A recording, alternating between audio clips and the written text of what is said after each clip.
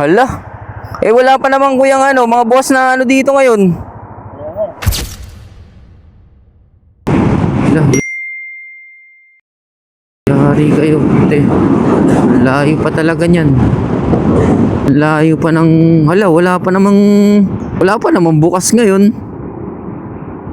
Grabe. Tulak natin. Pero wait.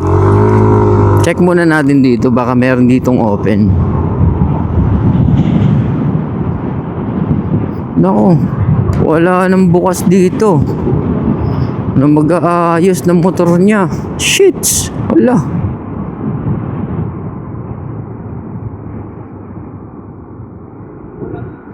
Patay na. Yari. Wala. Nagda-drive test sana ako eh. Pero huwag na.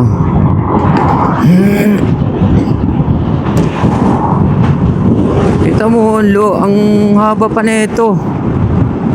Wala silang ano. Pero, sige, tingnan natin kung ano magagawa natin. Gagi, mahaba pa to. May kasama pa siyang babae. Tanungin natin.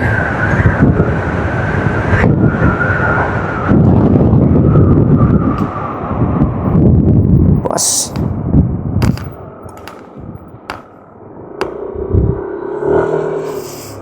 Boss, nyari boss.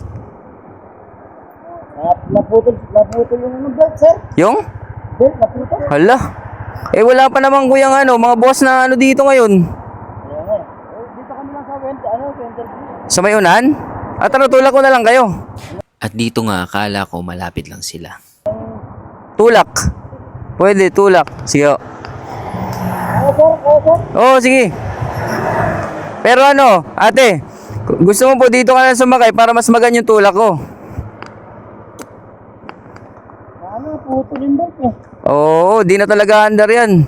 Belt talaga kuya. Tara te, tapak ka po. Dito tapak. Sige po, tapak ka po muna dito. Sige. Pero malapit lang kayo dito? Saan yung banda? Sige po, tara. Wait lang. Medyo pa... Yup.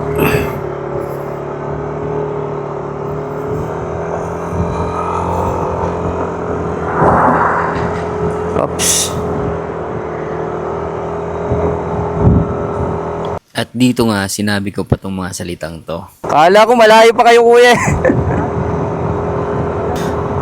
May mga gabi talagang may plano ka, pero may mas mahalagang mangyayari. Mag-11 PM nung nakita ko sila. Papunta sana ako ng Amadeo. Excited sana ako. First time kong itetest yung top speed ng motor ko na bagong upgrade. Kuya, gilid ka lang kuya.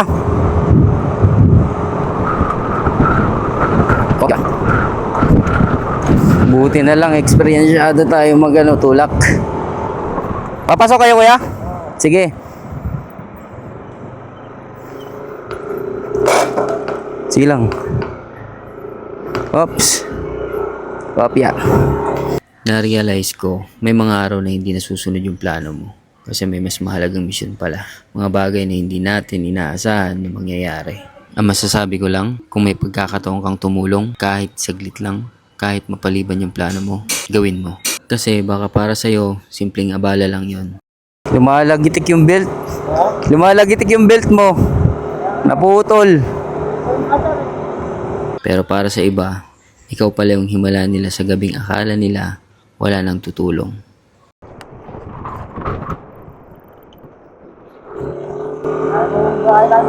Ha? Malayo pa konti, sir. Malayo pa?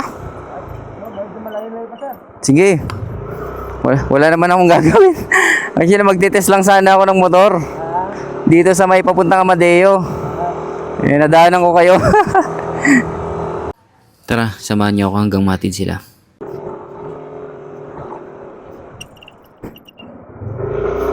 Opya.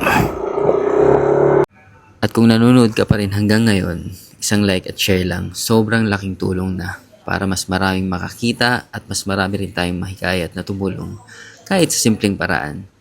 At i-comment mo na rin kung saan nakaabot ang video na to. Shoutout sa next video, mga paregoy.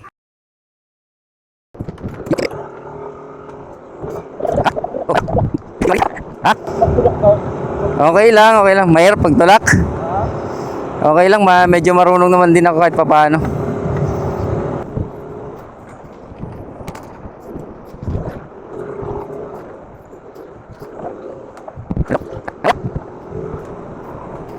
Mag-waste na lang tayo pa uwi. First time ko kasi makapasok sa liblib na lugar na to. At dito nga napapaisip na ako kung malayo pa ba o malapit na. Saan kuya?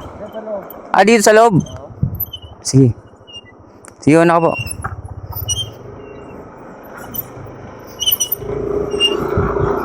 Pasok pala yung bahay niyo kuya, ano?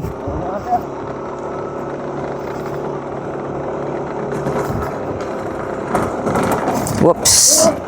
Sige, okay lang. At dito nga, halos hindi ko matandaan yung mga dinaanan namin. Kaya naligaw talaga ako pabalik.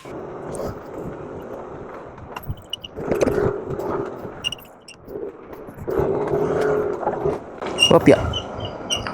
Kaliwa. Kaliwa pala. Kala ko diretso.